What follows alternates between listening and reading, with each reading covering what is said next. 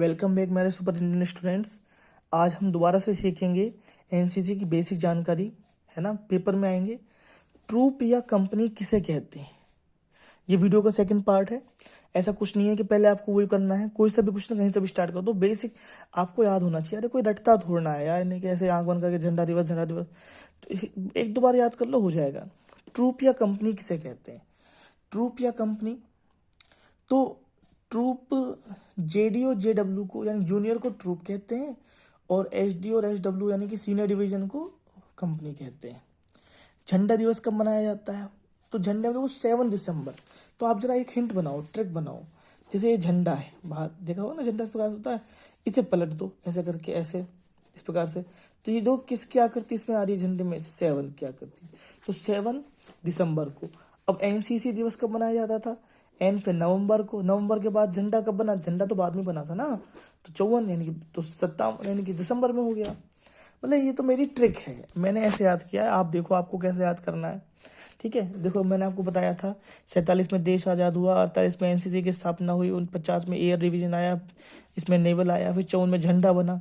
तो एनसीसी दिवस कब है? नवंबर के चौथे रविवार को, ठीक है। 4 आ रहा है इसमें तो। और ये क्या है झंडा दिवस में? झंडे को पलट दो तो किसकी आकृति बन जाएगी? 7, और नवंबर के बाद क्या आता है? दिसंबर। ऐसे आपको चारों याद हो गए। अब आइए थल सेना, नौसेना और वायुसेना दिवस कब मनाया जाता है? तो अब सोचो जरा, थल सेना 15 जनवरी। भाई सोचो, जो है जो थल है, फिर थल के बाद आप हवा में गए, है ना, और फिर हवा से आप जल में गए। जैसे मैं आपको एक ट्रिक बताता हूँ, देखो मैंने कैसे याद किया है। अब आप देखो जरा इस प्रकार से, मान लीजिए एग्जाम्पल कि आपने स्विमिंग सीखनी है, स्विमिंग पूल में गए, तो पहले आप धरती पे खड़े थे, है ना, धरती से आपने हवा में छलांग लगाई और फिर आप पानी में कूद गए, जल में कूद गए। तो जल सेना यानी कि नेवी, नेवी हो गई, ठीक है। और ये पहले आप क्या थे? थल में थे, आर्मी। और फिर आप किस में आए? एयर में आए। तो ये 15 जनवरी को है, ठीक है। फिर ये बीच में आएगी और ये लास्ट में आएगा दिसंबर को, 4 दिसंबर को, है ना। दो जल है, तो जय को चय के 4 की तरह मान लो, 4 दिसंबर। अब एयर की इस हिंट बनाओ। अगर आपने कभी फंक्शन देखे होंगे तो 3-3 4-4 गुब्बारों को जोड़कर एक फिर बहुत सारे डेकोरेशन किया जाता है। तो 2 गुब्बारे तो बन गया 8, और जो तीसरा गुब्बारा है वो बन गया OCTOBER, अक्टूबर का O। एक जरा हिंट बनाओ। 2 गुब्बारे, और गुब्बारे का नाम क्यों ले रहा हूँ? क्योंकि गुब्बारे में क्या भरी जाती है? एयर। तो एयर से, है ना, वायु हो गया, वायुसेना दिवस। मैंने ऐसे याद किए थे ना। जब सबसे पहले थल में आपने जमीन पे थे तो जनवरी में, जैसे जमीन से जनवरी, फिर आप पानी में आ गए, हवा से कूद के पानी में। भाई आपने स्विमिंग पूल में आपने ऊपर छलांग लगाई, ऐसा करके नीचे कूदे आप, ठीक है। तो क्या हो गया? जल में कूदे। तो हवा से जल में, पहले थल फिर हवा फिर जल, ऐसे याद हो गया अक्टूबर। आइए देखो एनसीसी का मुख्य कथन क्या है। देखो ये रहा, एकता और अनुशासन। झंडे में लिखा हुआ है ना, एकता और अनुशासन, ये है। एनसीसी के लिए न्यूनतम हाइट कितनी होनी चाहिए? मतलब जो स्टार्टिंग हाइट है वो 157.5 सेंटीमीटर, इससे स्टार्ट होनी चाहिए। ज़्यादा हो तो अच्छी बात है। देखो चूंकि एनसीसी वाला छात्र आगे फोर्स में जाने के लिए तैयार हो रहा है, तो उसकी हाइट ज़्यादा ही ली जाती है ना। ये तो न्यूनतम है, क्योंकि ये मानते हैं कि एनसीसी बचपन में होती है, बचपन 9-10 से, तो उसके बाद उसकी हाइट बढ़ेगी, है ना, इसलिए उसे कम ले लेते हैं। लेकिन उसके बाद आपको जाना बढ़ी है। एनसीसी गठन के उद्देश्य क्या है, या क्या है, या क्या था? 5 नंबर के क्वेश्चन आते हैं, कुछ नहीं करना है। ऐसा नहीं कि एक पेज भर के आना है। सोचो एनसीसी क्यों बनाई गई? देश आजाद होने के बाद क्यों बनाई गई? इसका गठन युवाओं में सेना के प्रति जागरूकता लाने के लिए, सैन्य स्तर पर तैयार करने के लिए किया गया था। उन्हें हथियारों का प्रशिक्षण देने के लिए, कि भाई सेना, कुछ लोग कहते हैं ना, अरे मैं तो नहीं जाऊंगा, मैं कैसे लड़ूंगा। तो उन्हें पहले से ही अनुशासन सिखाया जाता है, थोड़ा सा सेना के बारे में नॉलेज हो जाती है जब वो सेना के जवानों के संपर्क में आते हैं। तो इस प्रकार से, ठीक है, आगे बढ़ते हैं। देखो जी अगला पेज क्या है हमारा? एनसीसी कैडेट्स द्वारा किए जाने वाले सामाजिक कार्य कौन से होते हैं? एक तो है रक्तदान। अब सोचो इसे क्या याद करना चाहिए कि याद नहीं है आपको? याद है भाई। एनसीसी, आपने जब एनसीसी लेते हो तो उसमें आप क्या करते हो? रक्तदान का भी एक कैंप लगता है, जाते हैं कुछ बच्चे डोनेट करते हैं, वृक्षारोपण करते हैं। प्रौढ़ शिक्षा का मतलब है कि गांव गांव जाके जो बुजुर्ग लोग हैं, जिन्हें पढ़ना लिखना नहीं आता, उन्हें कम से कम मोटिवेट करते हैं कि भाई कम से कम अपना लेटर पढ़ना सीख लो और साइन करना तो सीख लो। आपदा राहत, कहीं भगवान ना करे कोई राहत आपदा आ जाती है तो उसमें भी, है ना, आप चाहें तो भाग ले सकते हैं। एनसीसी में एयर और नेवल विंग की स्थापना कभी, देखो मैं आपको हिंट दे रहा था अभी आपको, 47 में देश आज़ाद हुआ, 48 में, है ना, एक साल बाद क्या हुआ बताओ जरा। एनसीसी की स्थापना हुई, फिर 50 में एयर हुए, फिर नेवी, नेवल मतलब नेवी, नेवी मतलब जल सेना 52 में हुई, ठीक है ना। इसका दिवस है ना, एयर में किससे भरती हवा, हवा से बनेगा 8 अक्टूबर, 8 अक्टूबर हो गया। फिर नेवल से क्या हुआ, ने से, ये ने को देखो, जल सेना को, जल सेना में जय को हमने 4 बना दिया था, तो 4 दिसंबर लास्ट में, जनवरी से जल, जमीन से जनवरी हो गई। AHQ का पूरा नाम क्या है? ए माने आर्मी हेड क्वार्टर, देखा आपने मैंने क्या इंग्लिश लिखी है, आर्मी नहीं आती हेड क्वार्टर की स्पेलिंग, कोई बात नहीं तो हिंदी में लिख दो ना, आर्मी हेड क्वार्टर। बगैर हथियार वाली 2 चालें कौन सी हैं? बगैर हथियार वाली, देखो, चीते की चाल और बंदर की चाल, मतलब अगर आपके पास हथियार नहीं है तो आ जाता है बहुत तेज भागो, या फिर बंदर की तरह छलांग मार के भागो इधर उधर से ना, ताकि आप पे कोई गोली वोली ना लग जाए। ऐसे बंदर क्या सीधा नहीं भागता, कभी इस डाल पे, फिर उस डाल पे, इस डाल, ऐसा करके भागता है, ठीक है। इस प्रकार से आपको याद करना है। आगे बढ़ते हैं। बारूदी सुरंग बिछाने की 2 प्रमुख विधियां क्या हैं? देखो ये भी आना चाहिए, ये सब चीज़ सिखाई जाती हैं। एक तो पट्टी विधि, पट्टी माने स्टेप बाय स्टेप ऐसे बिछा देते हैं, स्ट्रिप विधि।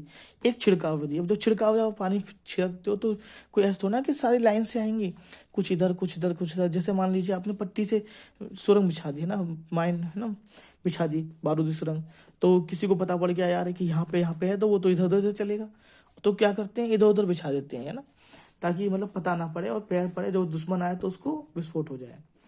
आर्टिलरी का मुख्य कार्य क्या होता है? तो सबसे पहले ये बात ध्यान रखो, जब सेना चलती है तो सबसे पहले पैदल सेना चलती है ना, उसके बाद फिर टैंक वैंक आते हैं, तो वो क्या करते हैं, टैंक वगैरह जो है वो पहले से हथियार पीछे से गोला बारूद छोड़ना चालू करते हैं, ताकि लोग बाग बिजी हो जाए और पैदल सेना आगे बढ़ सके, तो उसे कवरिंग फायर, ये हम पिक्चर देखते हैं तो कवरिंग शब्द हमने सुना हुआ है कि मुझे कवर फायर दो, है ना, कहते हैं ना कि गोली मारो तो लोग बाग गोली में जी हो जाएंगे, इतने से नीचे वाली सेना आगे बढ़ती है। आगे देखते हैं। इन्हें उतारने का टाइम नहीं है, बस इन्हें तुम स्टार्ट अब जरा पढ़ लो, खाली बस सुन लो। एनसीसी गान की 2 लाइन लिखो। देखो 99% जो बच्चे पेपर दे रहे हैं वो कैंप करके आए हैं, अब कैंप करके आए हैं तो उसमें गीत होता है, हम सब भारतीय हैं, हम सब भारतीय हैं, अपनी मंजिल एक है, हा हा हा, एक है, हो, एक है, हम सब भारतीय हैं। तो ये आपको लिख देना है। एनसीसी एएनओ के प्रशिक्षण केंद्र कहाँ पर है?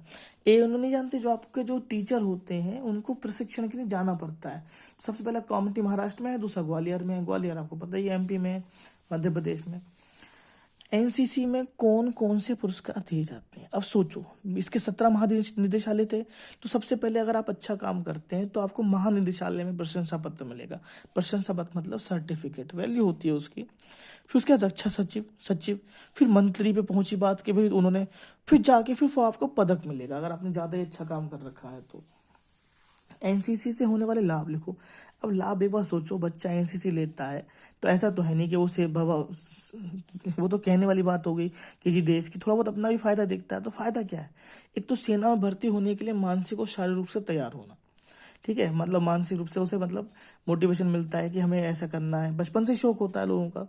और कुछ भर्ती परीक्षाओं में वेटेज अंक मिल जाता है ना, पहले तो क्या होता था कि हमने सर्टिफिकेट ले लिया तो बहुत सारी परीक्षाओं में है ना पेपर ही नहीं देना पड़ता था, लेकिन अब हर बार नियम चेंज होते रहते हैं। फिलहाल तो ये वेटेज अंक मिल जाते हैं, जब किसी परीक्षा में 25 नंबर मिल जाते हैं, किसी में 20 नंबर मिल जाते हैं, तो सोचो भाई 20 नंबर मिल गए अलग से तो आप तो ज़्यादा ही एकदम से आगे हो गए ना। भारतीय सेना की सबसे छोटी इकाई को क्या कहते हैं? सेक्शन, कहते हैं कितने सेक्शन में बांटा गया है, फिर कंपनी, फिर ट्रूप, जन प्लाटून वगैरह, तो क्या है, ठीक है। प्रथम भारतीय विमान वाहक पोत का नाम क्या है? पोत माने पुताई वाला पोत नहीं, जहाज। आपने देखा होगा टीवी में इतने बड़े बड़े जहाज होते हैं, पानी वाले जहाज, उस पर से फिर ना एरोप्लेन ऐसे उड़ते हैं ऐसे करके ऊपर, यानी रनवे होता है उनके ऊपर। तो हमारा जो है वो क्या है, आपने गौर नहीं करा, भारतीय, भारत में बना हुआ INS विक्रांत। बाकी पहले हम दूसरों से लेते थे। फील्ड सिग्नल कितने प्रकार के होते हैं? सिग्नल नहीं जानते, संकेत, हाँ भाई इधर आ जा, इधर आ जा, इधर आ जा, जल्दी। तो एक तो हाथों द्वारा संकेत देना, एक शस्त्रों द्वारा संकेत देना, है ना, जैसे मान लीजिए आप रेस दे रहे हो, एकदम से पहले क्या करते हैं, रेस में बंदूक चलाते हैं ढिश्यों, तो उसमें क्या होता है आपको पता पड़ जाता है भाई बंदूक चल गई भागो, सीटी द्वारा, सीटी देखा आपने, देखा होगा कि सीटी बनाते हैं, है ना, एक गले में सीटी लगा के रखते हैं तो वो तुरंत सीटी बजाते हैं कि हाँ भाई तुमने फाउल कर दिया, नहीं कर दिया। तो ये संकेत होते हैं। एनसीसी की एक प्लाटून में कितने कैडेट्स होते हैं? 55 कैडेट्स होते हैं, है ना। ये हमें याद करना है प्लाटून, ठीक है। जैसे फर्स्ट प्लाटून है ना, 5/36 ऐसे करके हमें याद करना है, ठीक है। अगर आपको मेरी वीडियो अच्छी लगती है तो चैनल को सब्सक्राइब कर दीजिए, वीडियो को शेयर कर दीजिए ताकि आपके साथी भी पास हो जाएं। देखो भाई, अगर 2 साल मेहनत करी है ना एनसीसी में, तो अगर उसके बाद हम पेपर में फेल हो जाते हैं तो यार 1 साल हमारा खराब हो जाता है। सोचिए, जो 20 नंबर या 25 नंबर के हम लोग मेहनत कर रहे हैं उसी में हम फेल हो गए, तो फिर क्या मतलब तुम समोसे और जो जो हमें रिफ्रेशमेंट मिलता है, चिप्स वगैरह, उसी के लिए एनसीसी करी जाती है? ऐसे नहीं है, ठीक है। मेरी बातों को अन्यथा मत लेना, लेकिन आप लोग इसे कोशिश करो, 1-2 बार सुन लोगे वीडियो को तो याद हो जाएंगे इस प्रकार से, ठीक है। आगे बढ़ते हैं, take care, till then bye bye.